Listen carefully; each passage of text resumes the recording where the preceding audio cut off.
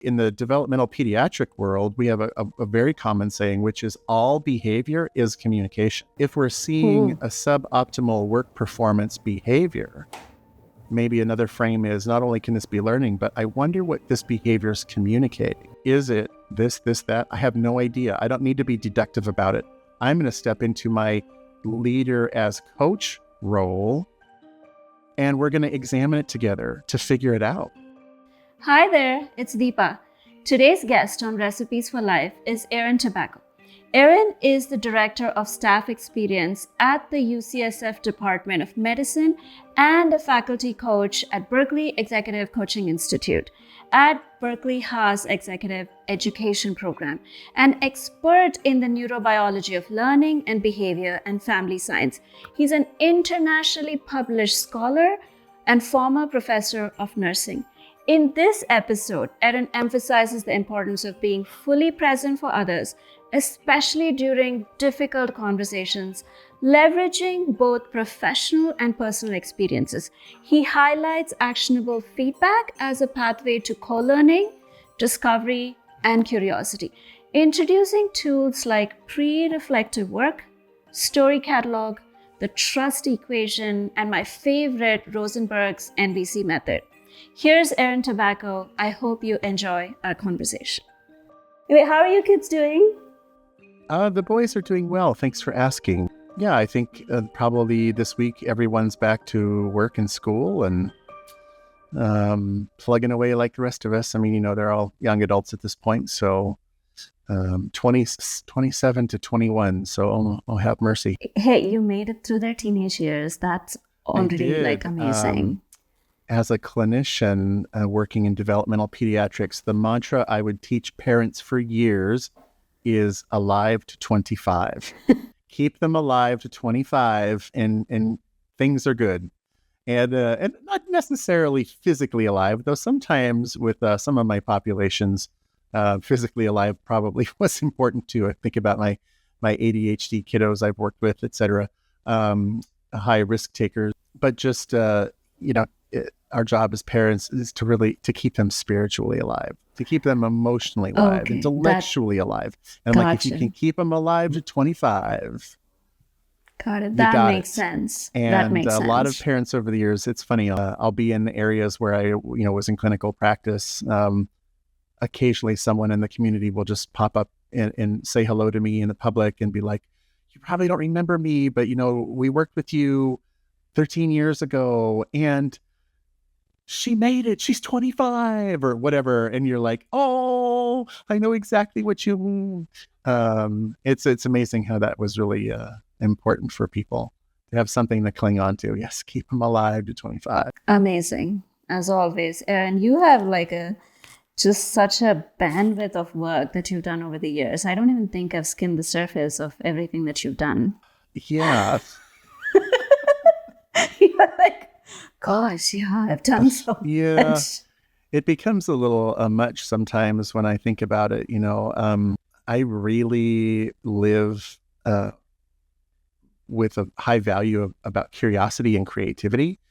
And so I'm pretty fearless when it comes to wanting to explore something new. Maybe it's a form of graphic arts, or I've been a musician my whole life, and I've had several different career iterations, and there are definitely common threads. Like I can look back at, now I'm 51 3/4 years old, and I can see common threads and distillation, but sometimes, people will often respond with, is there anything you don't do? And I'm like, well, of course there is. But I just really love getting curious about things, and I love learning how to do them if they catch my eye. So I'm not afraid of failing at it or not being good at something.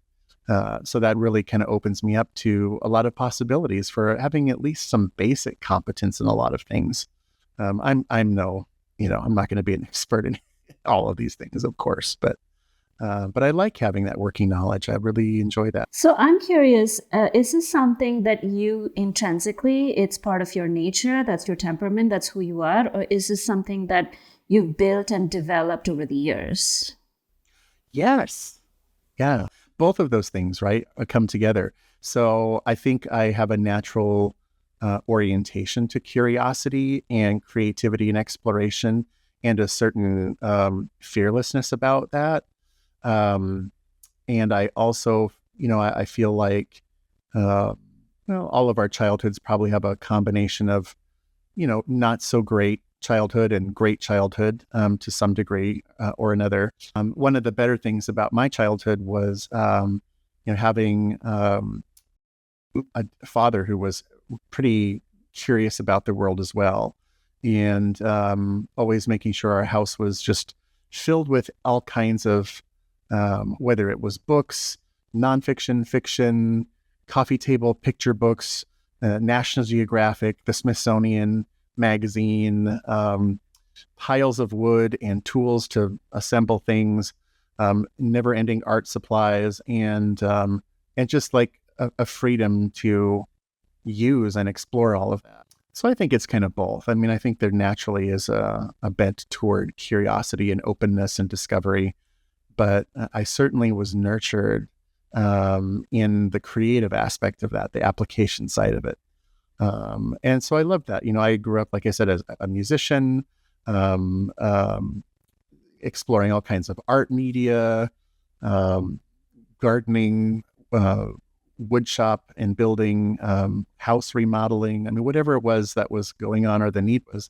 Yeah. And so many of those things, you learn these kind of underlying skills of how to learn something, and it makes learning something new easier. So, you might not think that learning to do basic woodworking or cabinet building would have anything to do with watercolor. But in the pandemic, watercolor was something new to me. I grew up with a lot of different art media, but watercolor is hard. It's really, really difficult. And I know that. And the process of building a watercolor painting is the reverse process of almost every other kind of painting medium. And so it wasn't a medium that in the past I was really very interested in. And I am, trust me, very casually approach art. I don't engage it a lot in my life from a creative perspective. But, like many of us in the pandemic era, we found hobbies. I decided, you know what? I love the look of the finished watercolor. I know it's going to be difficult. I know I'm going to be terrible at it. And that's why I want to do it.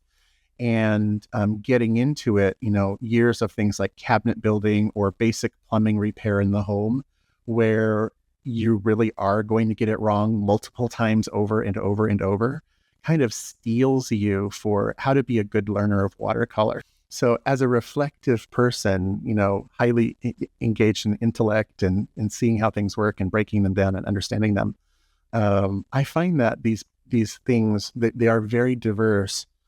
But at the end of the day, the skills you learn while you're immersed in these practices teach you something about how you learn all kinds of things.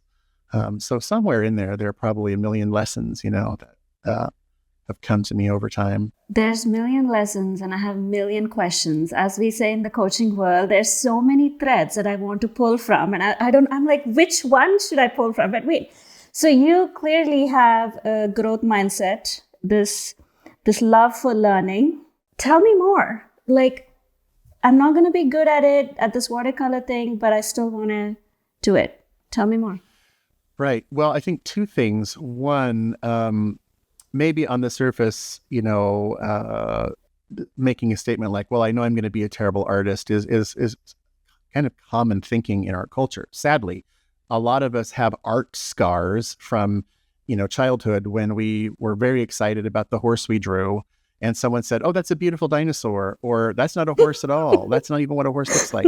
And we decided then and there we can't draw, or we can't paint, or we can't color, and that was the end of it for a lot of people. When you're approached with something that is just even broadly called creative, not even just art, but just creative, people will say, "Oh, I'm not a very creative person." Which is, of course, balderdash. Humans are inherently creative. To be human and alive is to be creative. We're constantly solving problems that we don't know the answer to. So that's a creative act. Setting that aside, I make the statement, I knew I wasn't going to be good at it because there is a trajectory in any practice where you move from novice to expert. And that journey takes a lot of practice, a lot of hours, a lot of deep reflection. If you want to be good at learning, you don't just practice something over and over again, but you break down your practice. You look at what's working, you look at what's not.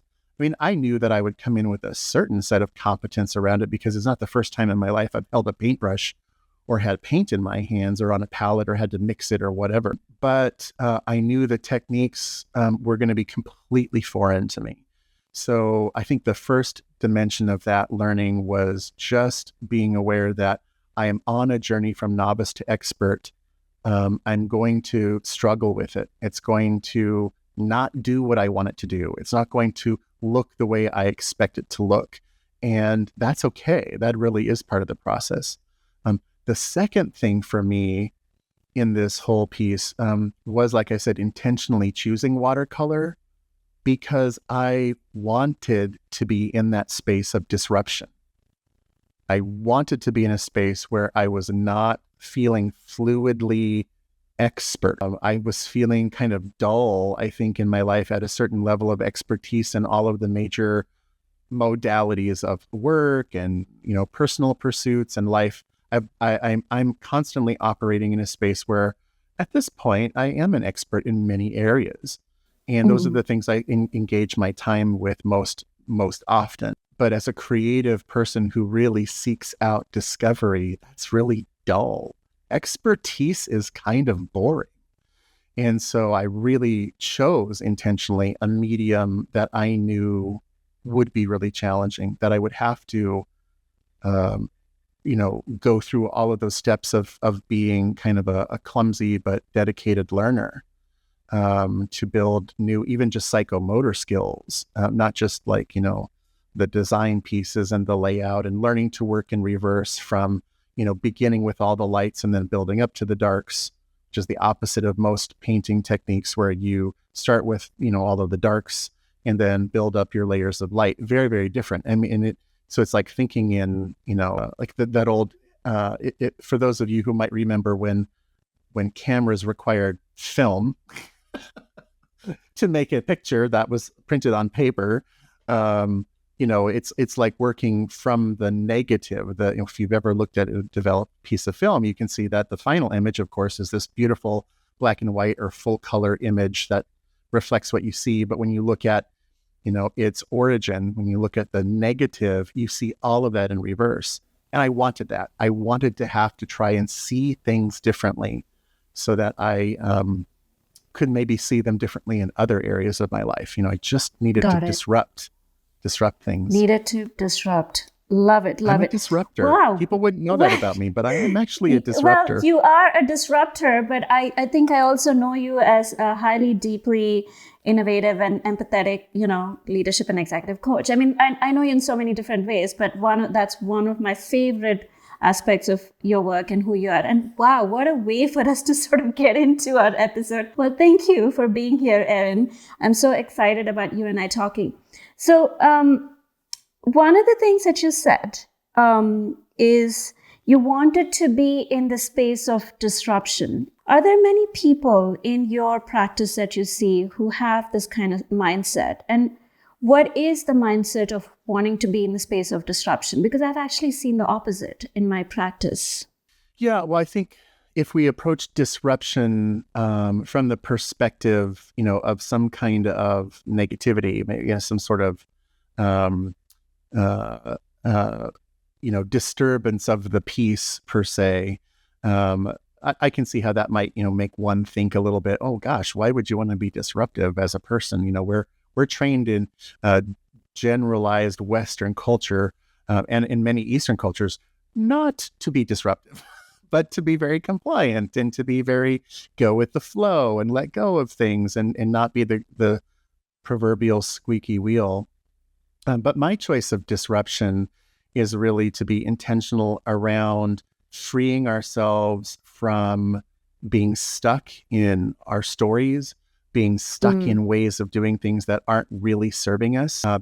You mentioned the coaching work I do. Well, so much of coaching work is in helping people look at how to disrupt ineffective ways of thinking, stories, beliefs, practices, cycles, rituals, all of those pieces. So yeah, I mean, I think it's actually a natural part of that growth mindset, or that inherent curiosity we were talking about.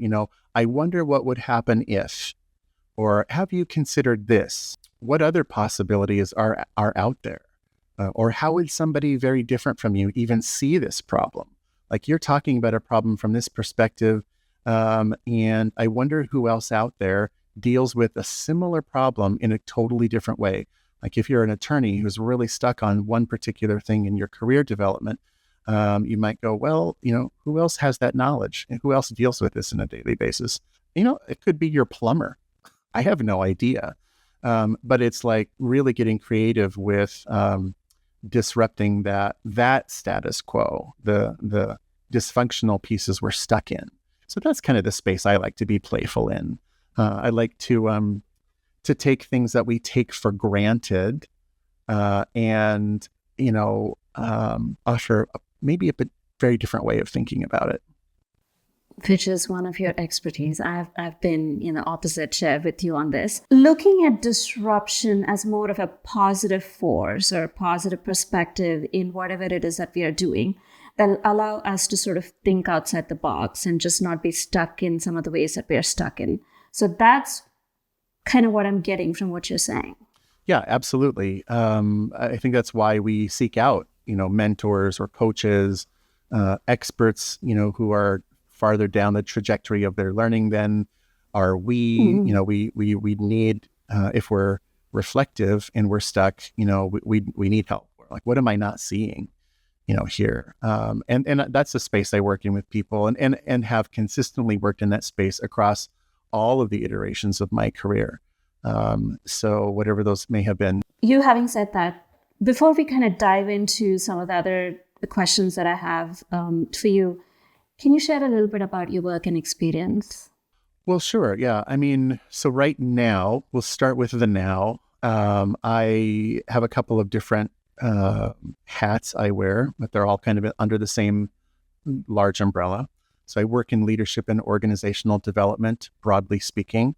My full-time sort of day job, as it were, is as the Director of Staff Experience in the UCSF Department of Medicine, so University of California, San Francisco. A very, very, prominent and very high-achieving organization that with leaders, physician leaders, and health scientist leaders who literally are reshaping and impacting the world of health. So it's a wonderful environment to be in, to interact with leaders and staff supporting that work, who are really driven by mission to make the world a better place, and have a lot of energy management needs and have a lot of leadership development needs. It's a wonderful space to be in. I also have a private practice in executive coaching, and work with people across multiple sectors, and not just in the world of healthcare, but I've worked with people in tech. I work with co-founders and startups. I work with folks in sales, in financial products. Just kind of everywhere. And I really, really enjoy that. And it's lovely. It gives me new things and new context for similar problems. So it keeps me fresh and alive in the practice that I've engaged in. Prior to all of this has really been the last 5.5 years for me. Prior to all of that, as a professor of nursing for over a decade. I can't remember all of those years at this point, 11, 12, I don't know, it's somewhere in there. But my specialty area is neurodevelopmental pediatrics. So I have a clinical expertise and a research expertise in the biology, the neurobiology of learning and behavior, and also family sciences. So how does that act out in larger social contexts? How does those two things interface? How do they interface? That meant years of being in private practice or hospital-based practice. It meant years of teaching undergraduate and graduate nursing students.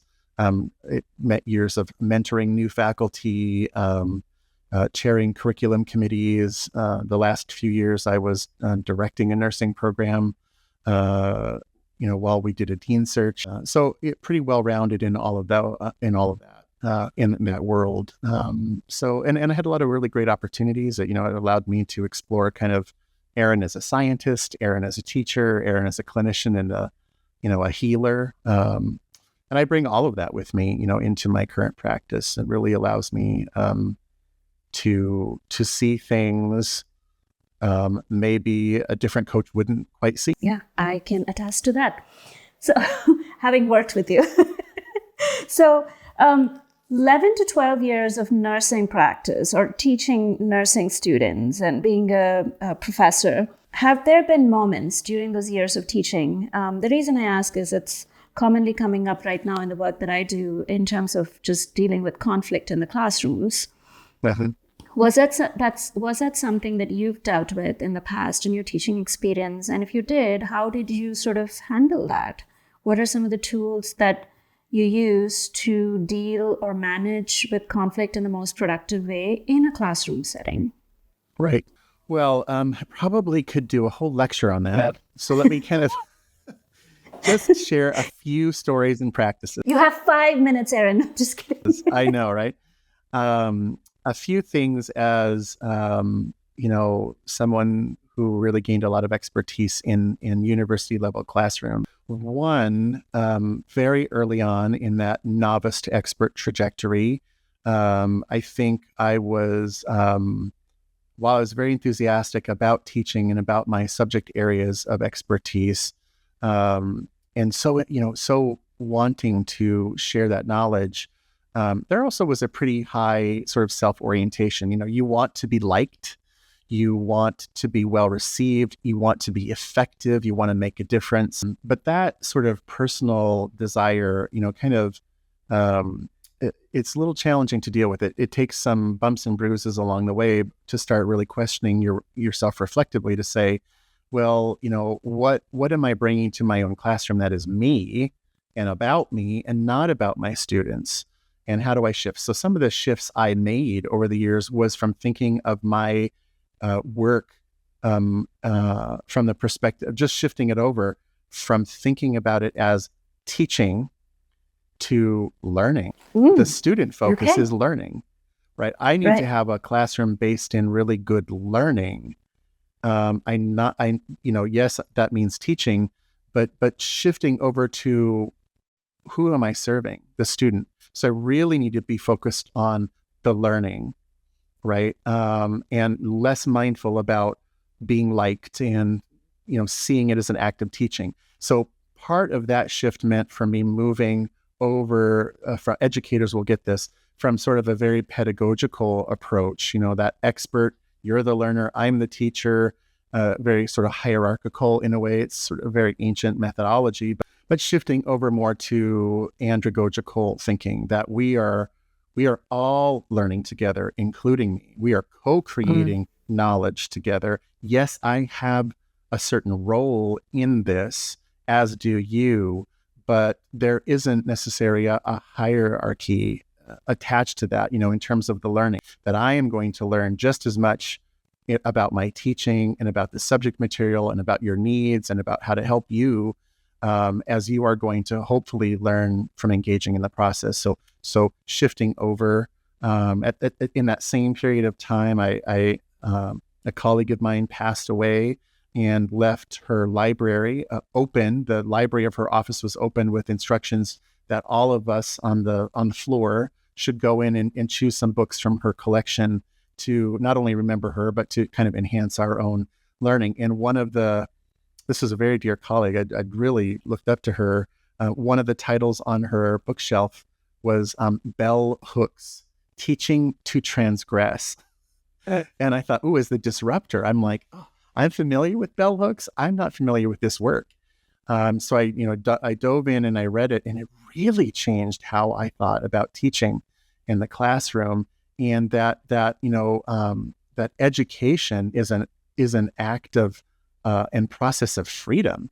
And it was just really enlightening. It really changed how I saw myself in my role in the classroom. And then when like conflicts of values or learning or understandings in the classrooms would emerge, by that point in time, I really welcomed that. I don't really shy away from it. I would love to hear people learn how to share divergent views. And oftentimes my role was to help mentor them to mediate the discussion in such a way that people were feeling they could communicate what they were experiencing and thinking and how it was impacting them more effectively, but bringing it forward to say, well, I thought this was the correct thing and you're wrong, blah, blah, blah. That kind of thing blows up into, potentially some difficult feelings, or maybe even when the students are bringing it to you and you're kind of the subject. Well, the professor in the other class said this and you're saying this, and, we don't understand what's even the right way. Just tell us the one right way to do things. And of course, in a professional practice discipline, your job is to help you understand that, oh, well, where we really live is in the gray area because life isn't exactly really truly about the one right way to do things. So let's get into that space together and create the freedom and the safety to be exploratory with each other, but also to be wrong about something. I was never, ever afraid of saying to my students, I don't know the answer to that question.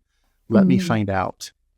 And the power of then coming back later, let's say the conflict of something in the classroom doesn't come to you until office hours later that week.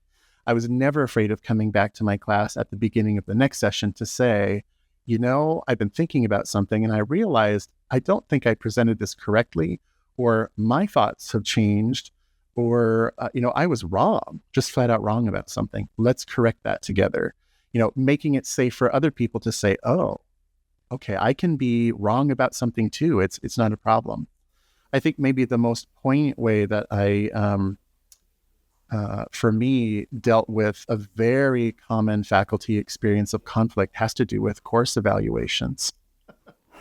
That is an area where there is, frankly, a lot of hostility and a lot of abuse that faculty receive. I mean, it's really shocking at times.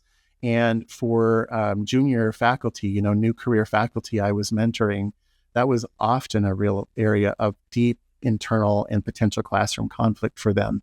And, I didn't really necessarily like that either always, getting feedback that was... Not to interrupt you, but let me ask you a question just in that space, because there's other questions that I want to ask what you've said earlier, but just in terms of like where we see or where you've seen conflict, I'm just curious, when students get their course evaluations and they're sometimes like shocked, like what is this, where is this coming from, or they completely disagree with whatever has been said about how they performed or did, right? I'm curious to see, while you're mentoring, were there conversations where professors or junior professors in your case actually had an ongoing conversation with the students throughout the course saying, hey, this is the thing that you need to sort of work on, or I'm not seeing this. So students kind of expect and know that there's something that they definitely need to work on. Because a lot of times I've seen students are like shocked. They're like, I've never gotten any sort of feedback on this. And now I'm getting feedback, right? And so what was your experience like just mentoring them? Classroom evaluations, whether it's evaluations of the faculty at the end of a course or evaluations of a student throughout, both of those are areas rich for conflict and difficulty. And it is a very, very common situation. By the time I was, a senior faculty and course lead and a program director and a curriculum chair, where, I would get a knock on my door and a faculty would say, hey, I think my student is, one of my students is failing. And I'm like, it's week 8 of 10. What do you mean? Why are we having this conversation now? Let's really sit down and look at it. In terms of how to do better with that experience, is, some really basic foundations of really helpful, growth-oriented communication. And it really does kind of boil down to one's skills of being present for another person in anticipation of what may historically be thought of as a hard conversation or a difficult conversation. I feel like part of that comes from just people not wanting to deal with conflict, and they see, part of giving feedback to someone that's not really, let's say, doing well or could do better is, like you said, having that difficult conversation. And for me, it always comes to just people don't want to deal with conflict in any way because they don't realize that there is good conflict, and dealing with it, then it actually is a situation that you can resolve much ahead of week 8. Oh, for sure. Yeah. Well, I think a few things are. I mean, I think generally speaking, a lot of folks are averse to conflict. It's a very uncomfortable space. A lot of it is also just really wanting to be nice. Again, kind of getting back to, I want to be liked. I want to be seen as someone's helpful. And I want to be genuinely, especially like you can imagine in nursing, high altruism, high compassion people. I don't want to hurt someone's feelings. I want to be encouraging. So it often comes from a really positive sort of place of, I want this to be a good experience and I want the student to learn and et cetera. But of course, the really big gap is that when you're looking at two people involved relationally in learning, where one is an expert and one truly is a novice, that's a very, very big developmental gap.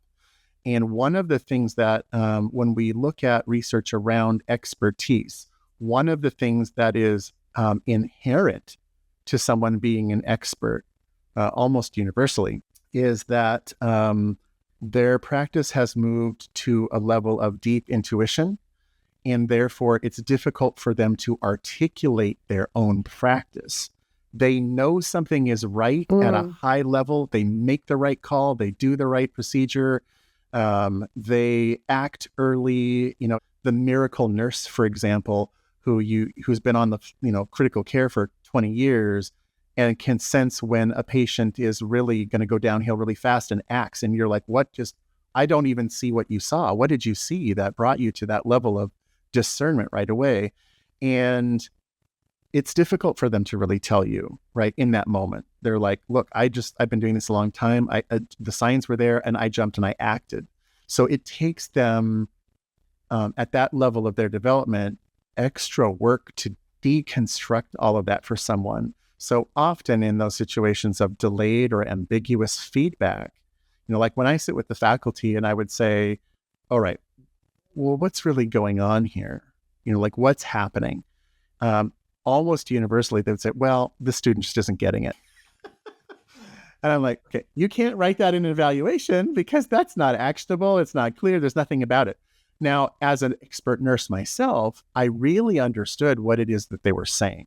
What they were really saying is this particular learner is struggling to integrate and perform, specific skills, critical thinking and procedures, whatever it might be, or is not developing like the comportment issues, the behavioral issues, isn't able to demonstrate certain professional behaviors as a learner or nurse in the environment. So it was really clear to me that it was really one of those two things. It was behavioral or it was skill-related acquisition and demonstration of expertise. But the expert, who was an expert in practice, maybe not necessarily an expert in education or learning or teaching.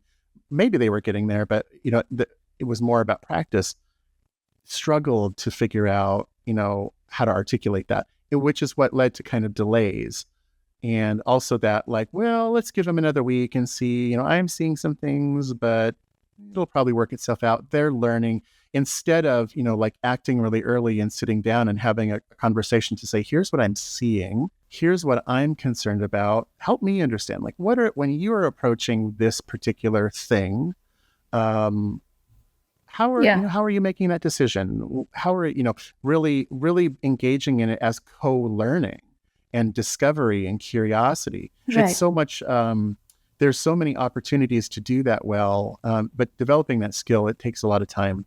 But how does one develop that? Do you have a story of where you worked with either in your teaching career with a professor or you're mentoring someone where they're just dealing with giving good, positive feedback or constructive feedback? And we can easily say that's just something that, you need to be able to give beforehand. But how do we develop that in somebody, or how do we help them develop it for themselves? Do you have like story or, something that has happened in the past that you can share with us? I think I actually wrote a pretty extensive article about overcoming ambiguities and delays in feedback, at workplace feedback, and I drew on several examples from nursing practice. I'm happy to share it with you and your listeners or viewers. We can put a link in there because it just kind of comes up with like, well, what are the top 10 pieces that really kind of get in the way? But what's really surprising about this is that most of them have to do with the internal journey of self-regulation in the context of a potential, what one might view as a hard conversation. Because usually what gets in the way, right, as things we've already talked about is, well, I want to be liked, or I don't want to hurt someone's feelings, or it's all these I statements. And it's like, well, this is their learning. It's not about you. So we have to kind of take people on a journey of doing some really good self-reflective work to hear their specific examples of when their feedback was ambiguous or delayed, and kind of deconstruct what was happening. What were you feeling? What were your beliefs? What were you believing would happen if you said, just very bluntly and clearly, you're not meeting the performance expectation right now in this specific way? And in hearing, well, I projected out, X, Y, and Z, and screaming and crying and all of these things. And it's like, oh my gosh, right? Once again, it's about you feeling uncomfortable with the conversation. And being able to set that aside in service for someone's learning means finding ways to kind of self-soothe, to remind yourself. Self-soothe, self-regulate. For example, right? To remind yourself that you can be really present for somebody in a difficult learning situation better, with more compassion, if you can remind yourself that it's not your journey. It's not your pain.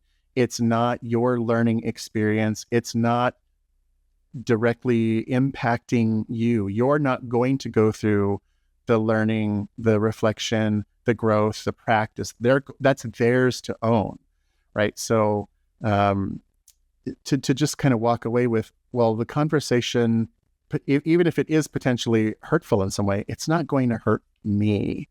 And that sounds almost callous on the surface, right? Like, well, like you're going to disregard someone's feelings and be compassionless with them. But actually, it really opens you up when you can calm yourself to realize, I'm safe in this situation. Then you're free to be present for the other person. Well, what you're really speaking about is really, when you say the you're talking about the in our context, you're talking about the professor, you're talking about the person, you're talking about the teacher, you're talking about the one that is not able to give good feedback because in their head and in their body they're so dysregulated because all of these things are coming up. So what you're really saying is that the first journey in any of this is to like really look at ourselves, do a deep self introspection about what is coming up for us, and to understand and realize that this is not about us. This is about the learner. This is about the student. This could be about your coworker or team member that you're trying to give feedback. This is about their growth and their learning. Yeah, it really is. And that's, it's harder than it seems, I think, at times.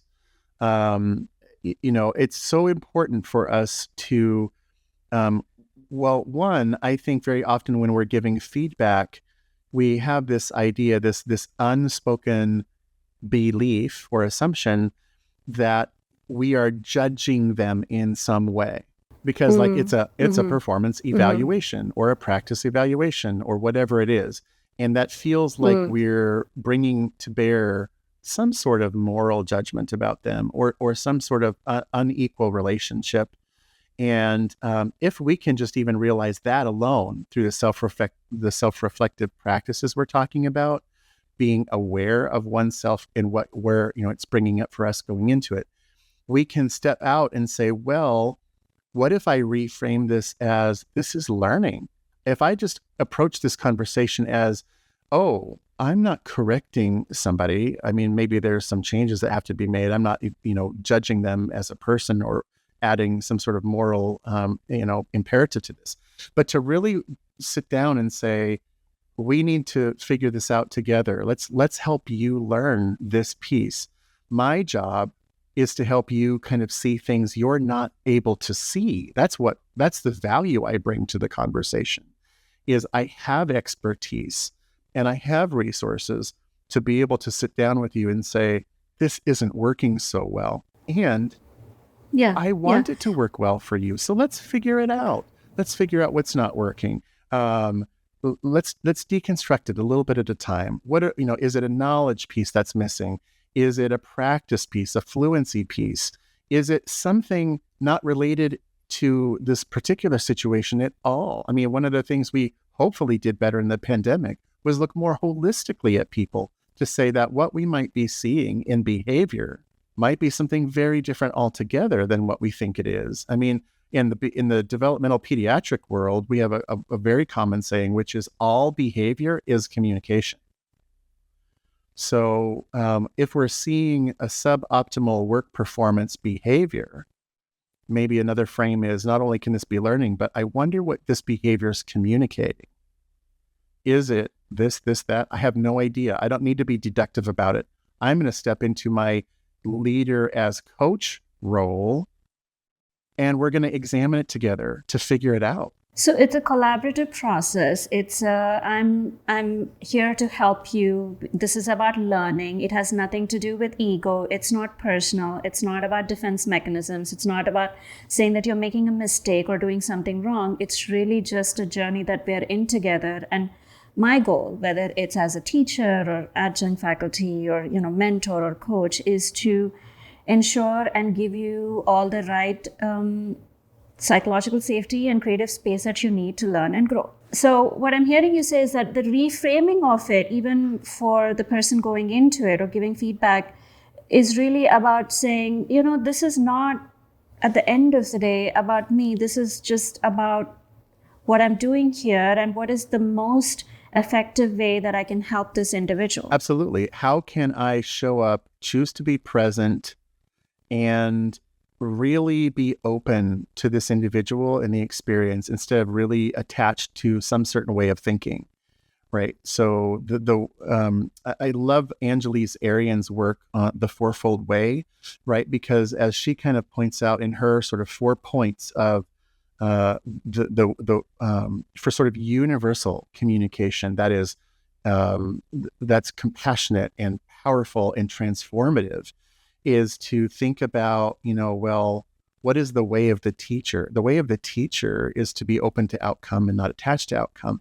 And the way of being a visionary, and when you are in a leadership situation and needing to provide feedback to someone, whether it's in the classroom, in the workplace, doesn't really matter, right? It's you're in a space of being a visionary. You need to sit with them. The call is, can you show me a vision for what I'm missing, the things that I am not seeing, things I am experiencing a certain blindness to?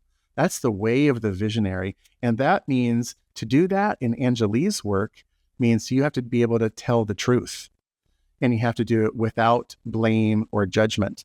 And that's one of those pieces that I think people really struggle with, is to, the difficulty of just being able to say truthfully that, in very simply and clearly, this is what is not working. Here's where this isn't meeting a standard.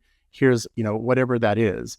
And to still be able to convey that there's no moral judgment coming across from this, that this is learning. We're going to figure it out together. We're going to be open to figuring out how to move from point A to point B. And I'm showing up, choosing to be fully present with you, wholeheartedly so. And, we can have safety in this conversation. You can leave the conversation, even if it was like, oh gosh, I just had to confront the fact that I'm not doing well in something. But I could also leave the conversation feeling so supported, so seen and cared for, and safe, that I know it's going to be okay, right? That's all very possible. Yes, absolutely. Absolutely. Agreed. In terms of tools, you shared a lot of amazing like ideas or curiosity questions or thoughts that, many of us, if we find ourselves in this situation, can kind of explore. To actually implement something like this in the particular situation that we find ourselves in, what are like the tools to either I'm finding myself in a difficult conversation. What are the tools that I need to bring up? I've done this process work in coaching or in therapy or whatever it is, right? But what do I want to like really incorporate in the moment to sort of get this to work the way that I want it to work? Well, I think that there are a few things that come to mind. We've already kind of hit on one, which is, reflective practice, pre-reflective practice.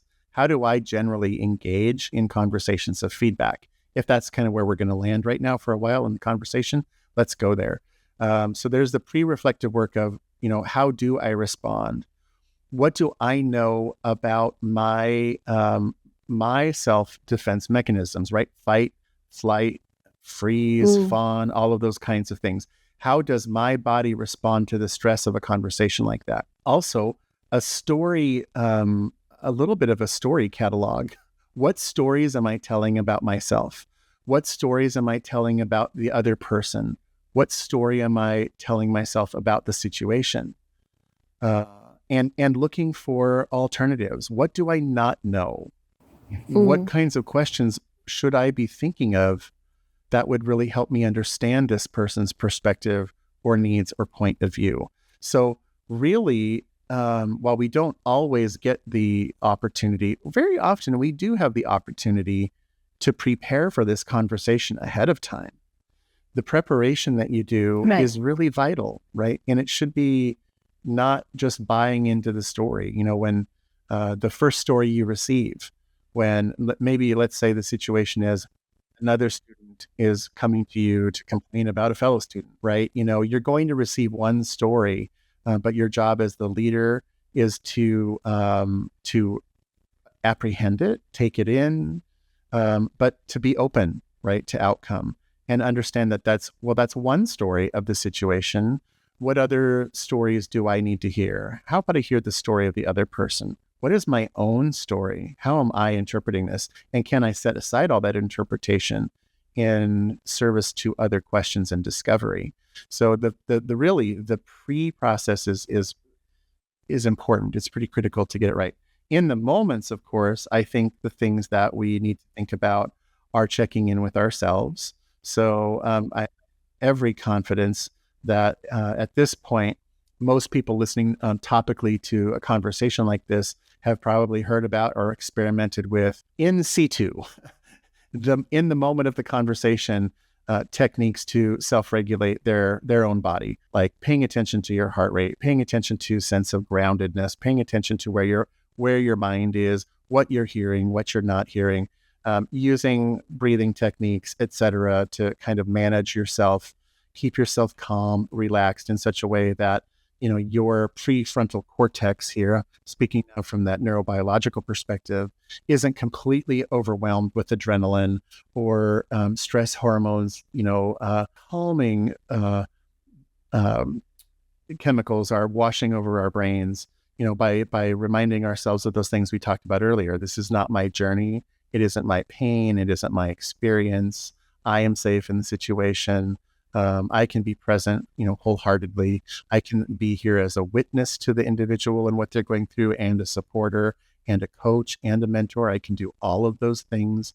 I have a lot to offer, so we're going to be okay. I think one mindset that's really helpful, that should be on the list, is that it is actually 100% okay to not know what the answer is to the problem. I think what really has a lot of anxiety about the conversations is, well, do I really know how to help? And it's okay to recognize that you might not. And that's okay, because your job is to figure out what the needs are, and then you can figure out together how to meet them. You don't have to have all the answers. And in fact, very often we don't. So knowing that time is really very helpful. And then being willing to mediate discussions, right, as they're happening, to really just be honest with someone in recognizing, that let's pause. I can see I can see your body responding in a way that says you may be feeling a lot of emotion right now. Do you feel safe talking about that? How can I be present for you in that? What is it bringing up for you? Where are you feeling this right now? And should we take a pause? Being willing to be silent and not fearing silence is a really big key in conversations like this. Very often we want to just jump in, answer questions, have the response. That's very often not the right way to approach things, because it ends up that we fill a space with a platitude or a commitment that isn't, very realistic. But to really not fear silence, to really just hear what someone has to say and to hold that space for you both can be a really powerful thing. The therapeutic use of silence is really important in these kinds of conversations. Absolutely. What I've never used, there are almost three different aspects of it. One is just doing a lot of pre-work, doing, getting prepared for having hard conversations and asking some really important questions, very reflective, pre-reflective questions, right? Around what are my own defense mechanisms, or what comes up for me? Like, what is the thing that I'm really more concerned about in this conversation? Is it me, or is it the student, or is it me, or is it the coworker? What are the stories that I'm telling myself about, the whole situation? Am I being open-minded? So pre-work always helps us prepare to have a difficult conversation. And the other thing that you said was just being very present in the moment and regulating as these things come up. Dysregulation will happen even if you have preparedness, but just being prepared for dysregulation, I think, also helps us say, okay, I just need to come back to either breath work or something to say, this is not about me, this is about the student, we refocus, right? So you're saying these are some of the things that will help people have hard conversations or have productive hard conversations. Did I kind of get all of that you were kind of Yeah, mentioning? I mean, these are definitely some of the really big keys. I'm sure there are other pieces, but even I love this, just from a very relevant in the moment example. Why do we even call them hard conversations? Right? That is a story we tell ourselves, right? So what kind of a conversation is it? And is there a different way for you that's really authentic to you and who you are and how you want to show up for the people around you, whether it's your reports, your colleagues, your students, that would reframe that in a really positive way for you? If we think this is going to be a quote hard conversation every time, or that evaluations are hard conversations or difficult, whatever the language is, we already go into it with our sympathetic nervous system primed for conflict or difficulty or adversity that might not even be necessary. I've had many conversations where the feedback that was coming, I think at an expert level, I don't lead with too much, but to sit down with the person and say, why do you believe we're having this meeting today? Help me understand what you think is happening. And they literally would just say, well, I think I'm failing my clinical. Okay. Really. So let's get into that. Yeah, let's really explore that together. And, it's like, wow, so many percentage of the work has just been done. They really know. And this is true in many other contexts. I think about, in healthcare practice, there were times where many nurses find themselves in this position, but, I would occasionally find myself in this in terms of a high stakes mediation question. We have a family in the hospital who's going to be presented with the knowledge that their loved one in ICU is in fact dying.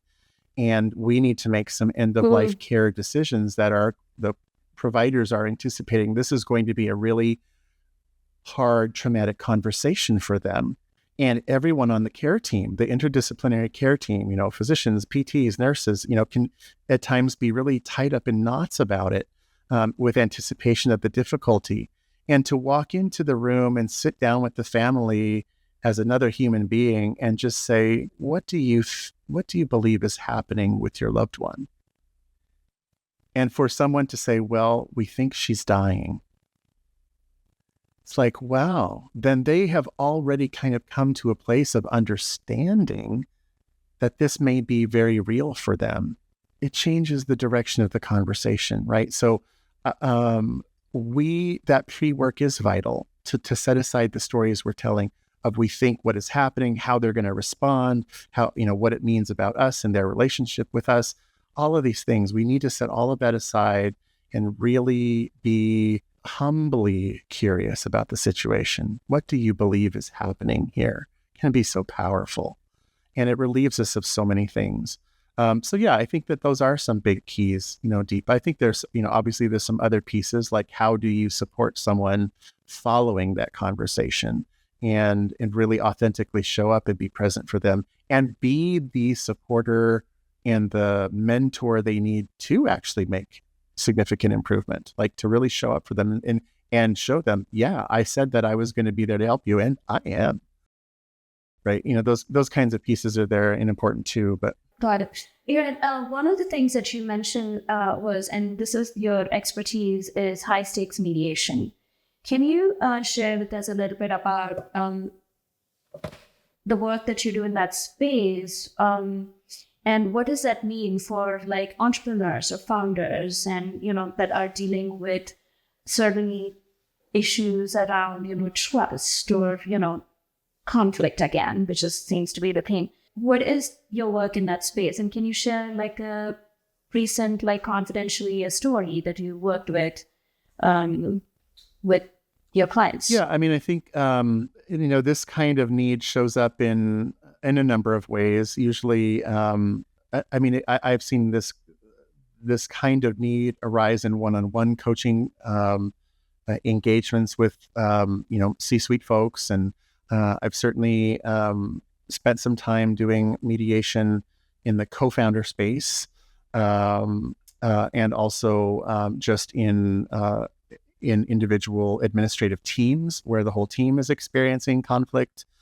So there's a lot of different flavors of that. I don't really get involved at this point. I have stepped away pretty decidedly from nursing practice, so I don't get involved in like healthcare related pieces anymore, end of life or treatment decision making. And maybe something in my personal life that I would help with, but at this point now, it's pretty squarely in the business space.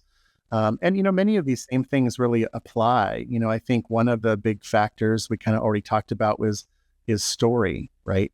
For me, how do I approach these pieces? The first thing I want to do is to connect with the parties involved. I'm being asked to maybe mediate some conversations and tap into my qualitative researcher background and hear the stories. I will craft very careful interviews to understand what people's belief systems are around what's happening. What is the story? Mm-hmm. Because what's happened is the individual players are all stuck. They're very stuck in the stories they're telling. And their stories in multiple domains. So there's kind of that piece. I also definitely bring into the work an exploration of trust. I tend to do that not just through the story exploration phase, but when we get to the mediation phase, there's some teaching involved. And so I will bring out Meister Green and Galford's kind of foundational work around what they call the trust equation, looking at the constituents of trust from, something of an academic perspective, but there are, these four variables in relationship to each other. And can you speak a little bit about the trust equation and what is the trust equation? Right. Well, this comes out of work done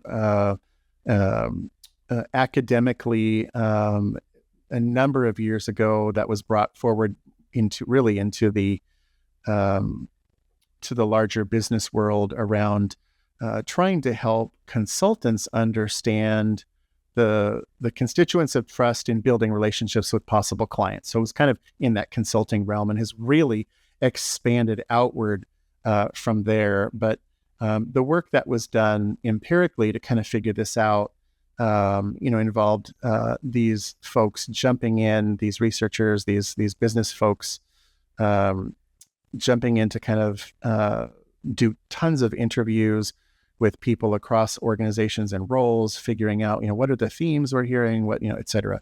And basically what they kind of came to discover was that there were, in their work, they interpreted 4 variables that are constituents of trust, one being credibility, one being reliability, one being intimacy, and something I hinted at earlier, which is self-orientation. And that they could, in fact, look at a mathematical relationship of those variables, so that credibility, reliability, and intimacy were variables that could be measured and were additive. You'd add all of those together, and you could actually come up with a number, right, of perceived trustworthiness. And then self-orientation was a little different, which is kind of interesting and taps into things we were talking about already pretty deeply today, which is how you're showing up to the situation, right? So how does that individual bring themselves into any kind of relationship, and how does it relate to trust? So what they discovered was self-orientation was a divisor. So you could have those additive pieces of, you could be highly credible, you could be, you could really generate esteem in terms of reliability, create psychologically safe spaces, intimacy and trust in that regard has to do with psychological safety and confidentiality. And then you could completely just diminish all of those pieces by showing up from this high ego, it's all about me kind of perspective in some way. And so that's, when I sit down in mediation pieces, especially in the co-founder space, this is really valuable. To help them see that these are the pieces that, are constituents of trust. And then we look at their stories and examine which of these areas are really affecting things for you. Almost universally, it's the self-orientation piece that has obliterated trust between parties. And the tie into earlier discussions, we were talking about, being present for feedback conversations, is that their own sort of self-protective, biological system, their sympathetic nervous system at some point, and you can imagine co-founders and building a business, it's very stressful, right? Their response to stress and their self-regulation has gone scattywampus. They're really, kind of at odds with their own biology in those moments, and they've behaved in such a way that it's really affected their self-orientation. It's kind of obliterated their trust quotient, with either their co-founder or their work colleagues or whomever is experiencing the conflict. And we kind of talk about, all right, this is how you can really rethink that. And this is how we can actually build some skill around doing some repair in that area. I mean, there's certainly some other pieces, learning to actually communicate through the conflict more effectively. Once we have those foundations, I usually tap into Rosenberg's nonviolent communication model, which is incredibly powerful and can be really helpful in giving people ways to communicate really succinctly what they're dealing with without all of the editorializing that goes through processing their pain or trauma from the situation. That can just take up so much space that it's hard to have productive conversations, and you get caught into loops. And so Rosenberg basically boils it down, and there's a whole model. Aaron, before you go into Rosenberg's, I just want to quickly, I love the nonviolent communication model. I just want to quickly come back to the trust equation and just kind of close it out and just make sure what I'm hearing you say is one of the tools that you use in working in high stakes mediation or working through conflict or difficult conversations or reframing of difficult conversations into important conversations is the trust equation, which is trust equals credibility plus reliability plus intimacy minus self-orientation. Well, divided by self-orientation. Divided by piece is important. That variable has an outsized impact on the others. right? So you could have very high numbers in those, like, or high perceptions rather. I mean, it's not about the math, but high perceptions of being credible and reliable, and maybe even in the past a certain degree of intimacy, even if it's just in the fact that they trust you will be confidential about it, but still show up from a very negatively charged space of high self-orientation, and all of those other factors just get so watered down by that divisor, right? So I think it's important, to really be clear on that. Got it. Okay, excellent. And now just circling back to nonviolent communication method model, that's one of the things that you use as a tool in helping people in your coaching practice. Yeah, and that has a lot to do with, folks who are seeking help with specific conversations that they are feeling unprepared for, or just in their general leadership skills, not always sure how to approach some of the conversations that they feel are a little more challenging to them with their teams as they're developing their leadership skills. So, and you may, have other episodes of your broadcast that are really dedicated to that. So I don't necessarily want to belabor it, but Rosenberg does a wonderful job of, one, helping us parse out what is emotion and our language of emotion, and offers a very robust vocabulary list for that in two different categories, right? There's the feelings we have when our needs are met, feelings we have when our needs are unmet. So it's better than good feelings, bad feelings, right? Because we don't want to judge them. We don't assign value to them in that way, moral value to them. But that we have certain feelings when our needs are met, certain feelings we have when the needs are not being met. So just kind of parsing those out and getting a rich vocabulary around that is so useful. And also parsing out what are words that actually do describe feelings, and words that really we have to parse out as, well, that's not a feeling. Can you give an example of that? Yeah, I mean, one of the ways we often, this is very common, like we all do this. We think we're stating a feeling, but what we're really stating is an interpretation or a judgment. So, like, I feel ignored. We all can relate to that probably, and we think, oh yeah, I know what it feels like to be ignored. But that's not actually an emotion, right?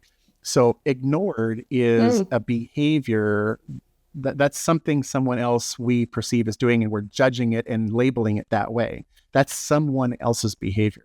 And when we communicate our feelings in that way, it tends to make somebody else defensive. Well, I'm not ignoring you, right? So it's being really clear that, oh, what am I actually feeling? I might be feeling lonely. That's something I can feel. I might be feeling isolated, like separated from you in some way. I'm feeling isolation. I'm feeling loneliness. But that's very different than saying, I feel ignored, right?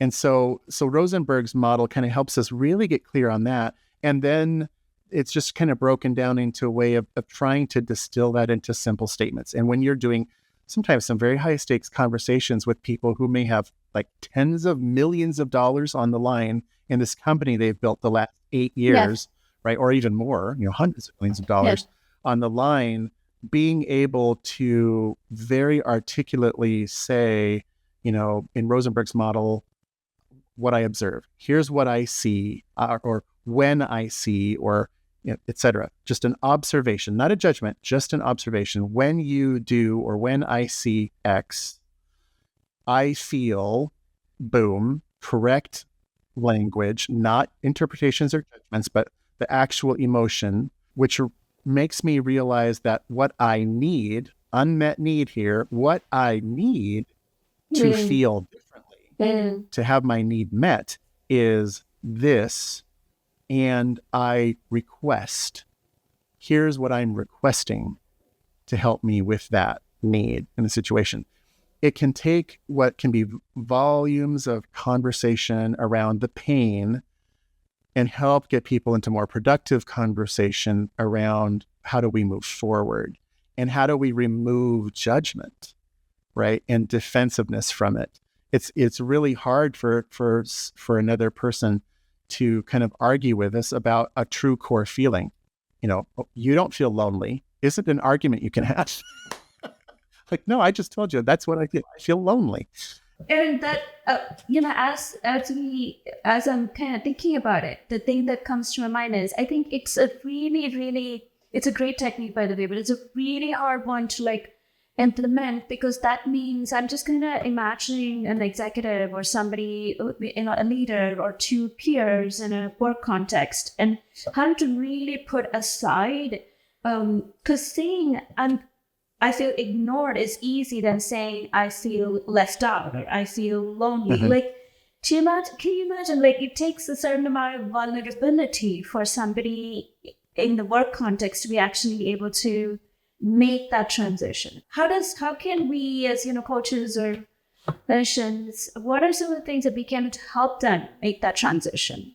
I mean, I understand that part of it is they have to do the work. Right. Yeah. Well, and what's really nice about Rosenberg's work is that it's really useful, even if only one person in a two-person conversation even knows the model, because you can actually coach someone through the conversation, right? You can say, well, what is it that you see in me? What is your observation? And okay, what does that bring up for you? How do you feel? And you're like, ignored. Okay.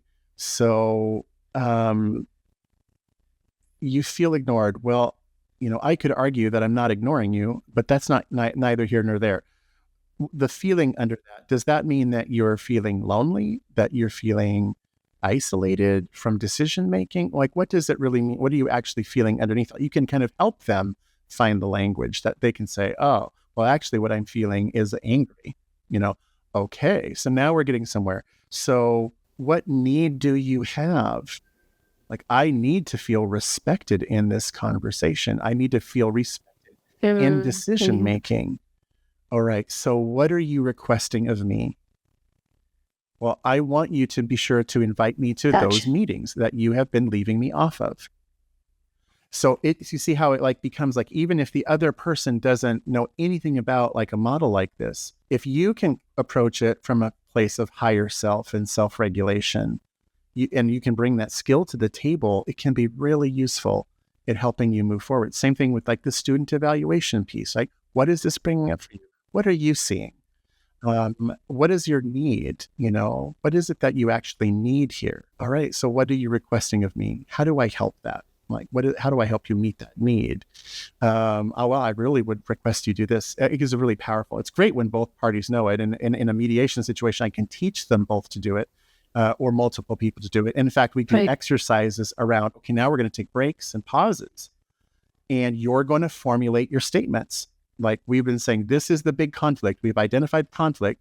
We've identified the impasse. We've identified where we're stuck in story. Here's how we move out of the story. Right here, right now. It's this piece, moving forward. And that can be really, really valuable.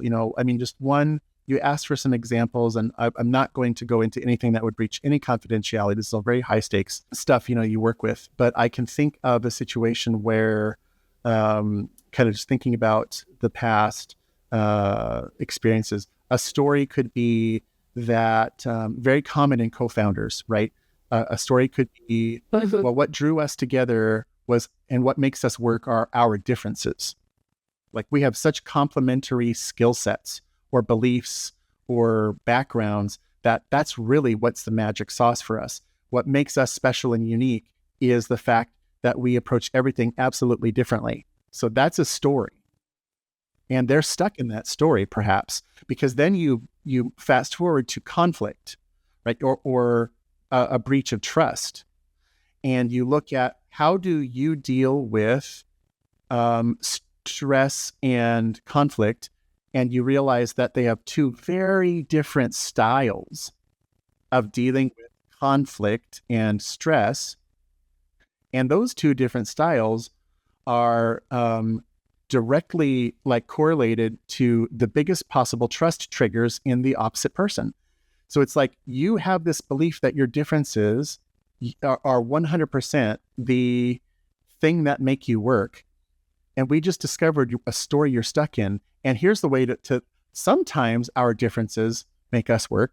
In this case, our differences have fractured our relationship. So it's like, oh my gosh, this story we've been telling ourselves needs to be modified. And I'm not saying throw it all out. You don't throw out that story, but you can say we need to create a new story that we both agree on. And that is that our differences in these domains are a secret sauce. Our differences in this way is an Achilles heel.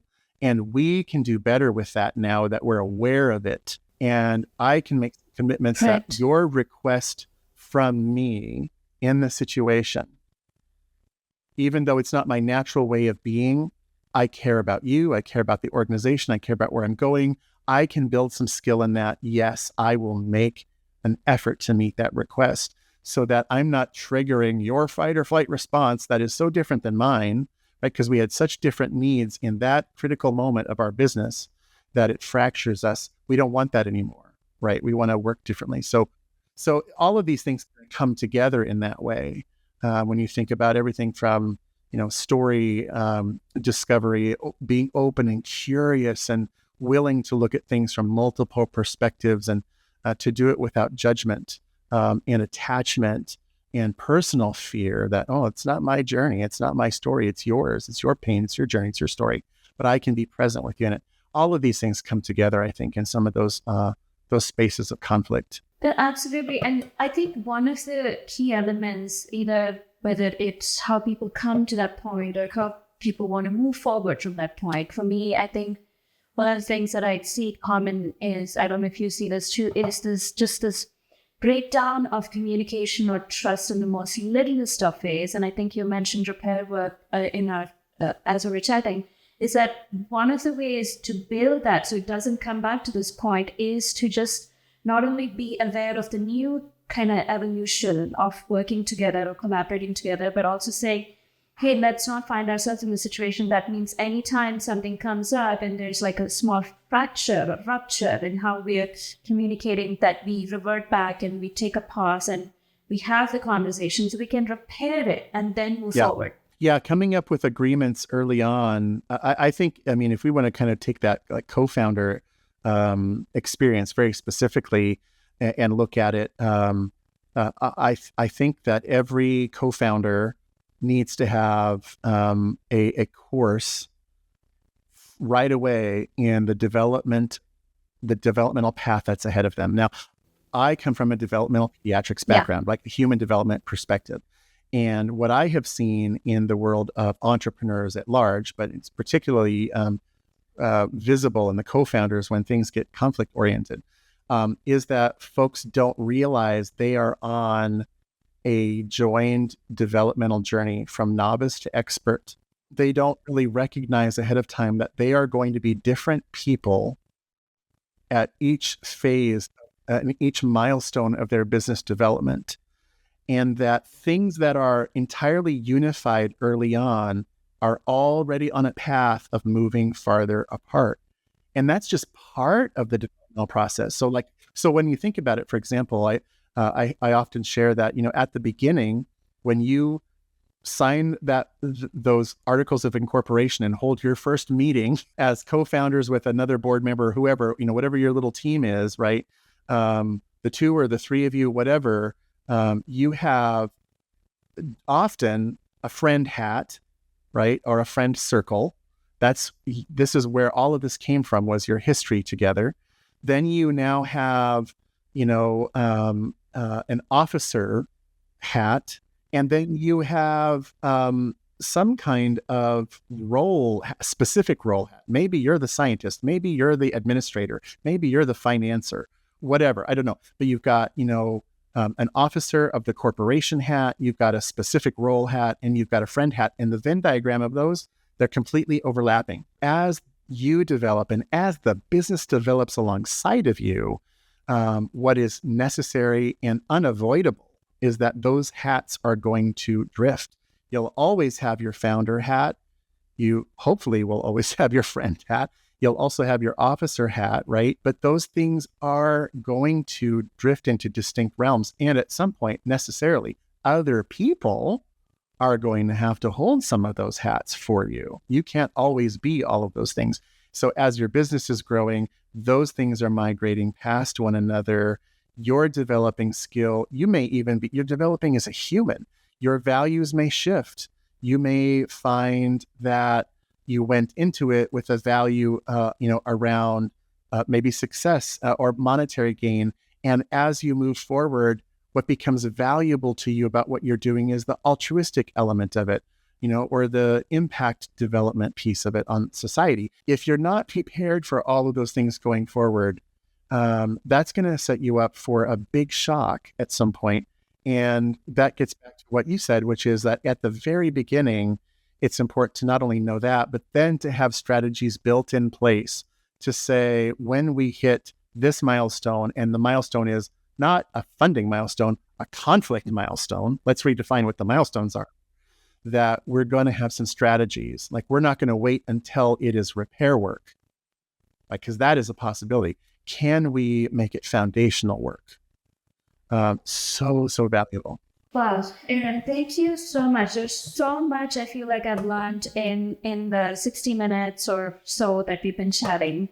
Silence as a tool, prep work for tough conversations, the trust equation, the nonviolent communication method, and so much more.